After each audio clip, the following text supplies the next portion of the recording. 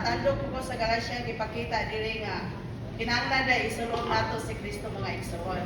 Manta nito dili na bituo doon na di ay pagbaptize mga igsoon. Sa diya gibaptismo anta doon na natay Kristo mga igsoon. Dili lang igo nga doon ay Kristo, dili dai ikinabuhi adlaw-adlaw mga igsoon. Nya mingon ka nga, nakadawat ako siyang kinabuhi. Nya ang pangutana sa inadlaw-adlaw nato pag kinabuhi nadayag ba si Kristo mga igsoon.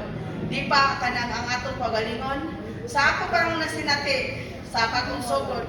Kaning New Year nga to sa 2006 papag kanang pagkuha na sa 2006 ako pang nabasahan dito nga ang hustong 2026 ang ingon dito nga ang husto daw ko nung pagsaulog nato sa New Year 2026 mo day husto nato day pagbagong pagsugod diya sa Ginoo mga igsoon. Lamat sa Ginoo nga kinahanglan nga ni 2006 kinahanglan do natay bagong pagsugod mga igsoon. Magpabago lang ta, kinahanglan ta magpabilin diha kang Kristo mga igsoon.